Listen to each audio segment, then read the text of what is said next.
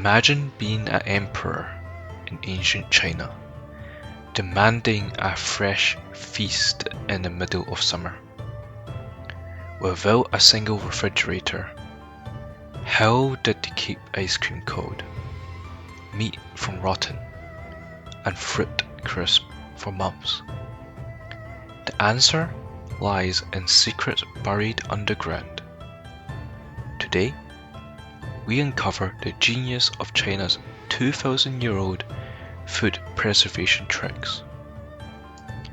While medieval Europe was tossing spoiled meat into the streets, China's emperors were savouring ice-like cheese and chilled milk custards, even in the dead of summer. Their secret? A masterpiece of ancient engineering. The Bingjiao, or ice pits of the Forbidden City.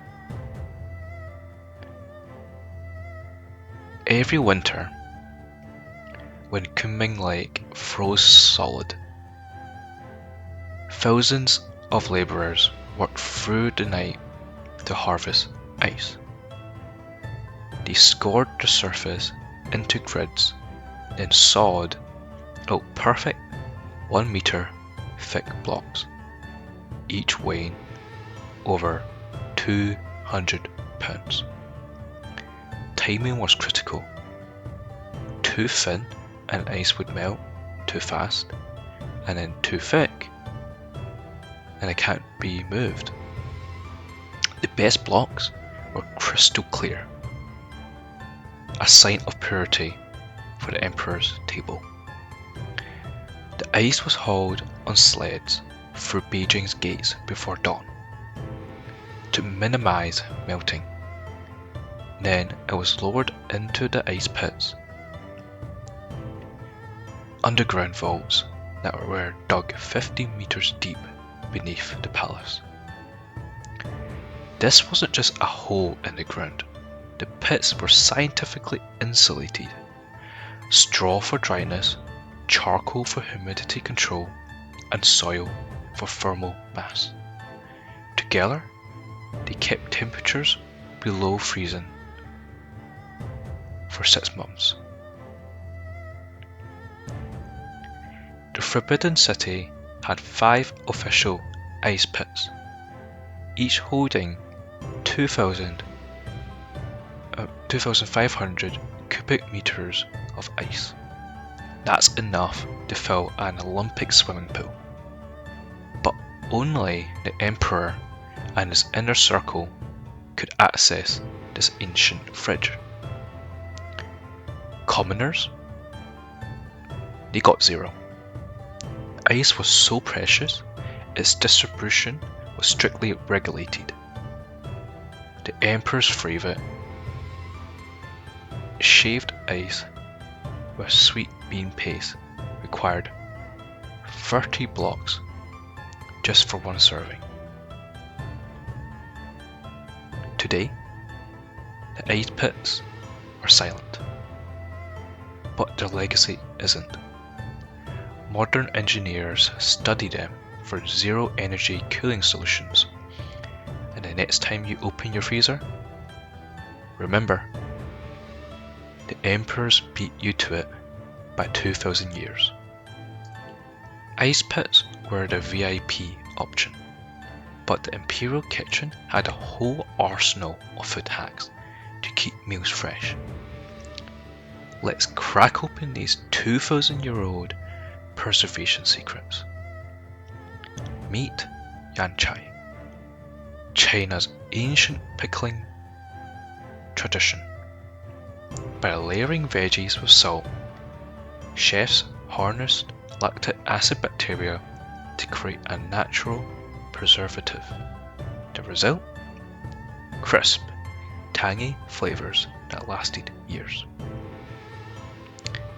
The Empress Dowager loved Sichuan's sachai, pickled mustard so potent it could survive 12 months in a ceramic jar. And yes, It's the great-great-grandfather of today's kimchi. For meats, smoke was the ultimate preserver. The Forbidden City's kitchens had dedicated drying corridors, breezy, shaded spaces where cured meat, pork, swung like chandeliers for months. Some recipes called for tea leaves in the smoke, adding flavour. Ancient food science at its finest. A sweet tooth? The Tang Dynasty perfected sugar preservation. Fruits soaked in honey became edible jewels, like the crystal persimmons served to visiting diplomats. Sugar pulls moisture out of microbes, dehydrating them to death. Harsh? Maybe. Delicious? Absolutely. Rice was the emperor's lifeblood, and the rice sellers kept it safe. Underground vaults lined with charcoal absorbed humidity, while sand layers blocked pests. Some held 50 tons of grain. For delicate proteins, alcohol was the key. Dishes like drunken chicken bathed in rice wine. Its acidity, killing bacteria, while adding a floral kick. Forget Tupperware. These methods were so bulletproof, some Qing era pickles are still technically edible today. Beyond ice and pickles, the Forbidden City's chefs were masters of freshness, using everything from live fish tanks to numbing spices to outsmart the spoilage. Let's step inside their 2,000-year-old playbook. Rule number 1. Why refrigerate when you can keep dinner swimming? The palace's tiny lake was a giant live pantry, stocked with fish, crab and shrimp, all plucked minutes before cooking. A fun fact, the Xinglong Emperor demanded his fish killed at the table, so chefs would whack them with a golden mallet right before frying. No microwaves? No problem. Chefs embraced seasons. In the summer, ice-cold melon slices with rose syrup. In the winter, fire-breathing hot pots filled by preserved meats and fermented tofu. And yes, emperors did get seasonal depression. Records show that the Daogong Emperor banned winter pickles one year, craving the taste of summer. Meet the secret weapon of imperial food safety: spices. Sichuan pepper's numbing effect wasn't just for flavour, it masked slight spoilage in pre-refrigeration meats.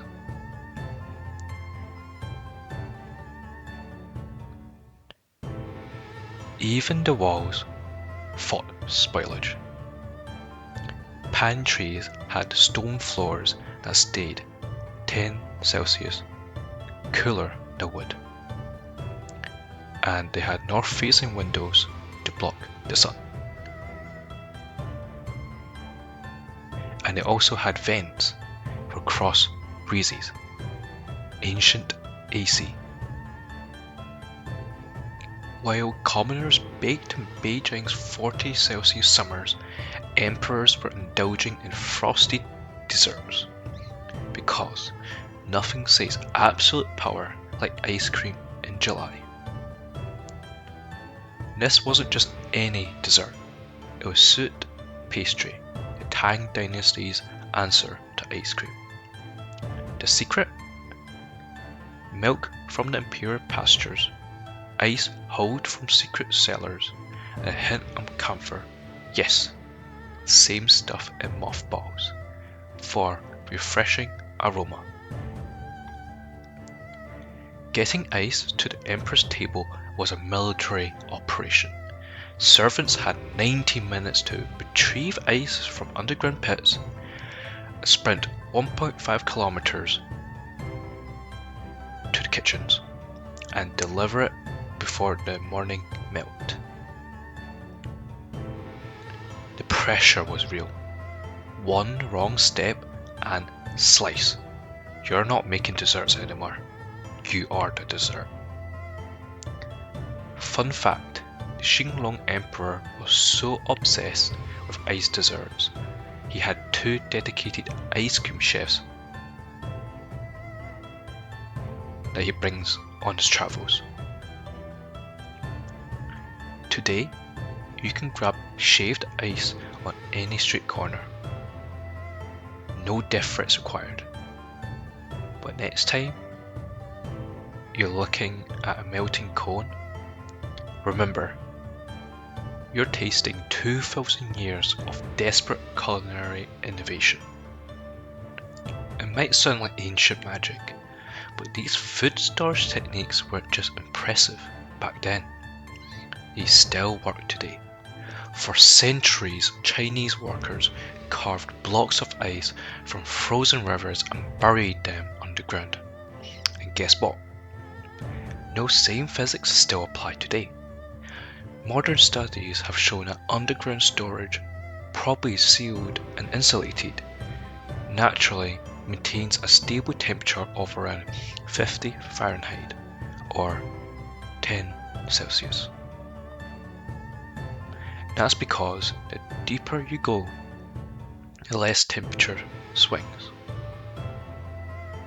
Earth acts like a thermal blanket, keeping cellars cool in summer and above freezing in winter. In fact, researchers found that many perishables like root vegetables, cured meats and pickled goods last just as long in a well-built cellar as in a modern fridge. These ancient systems were remarkably efficient in terms of energy use. Underground storage has almost zero environmental costs compared to modern refrigeration.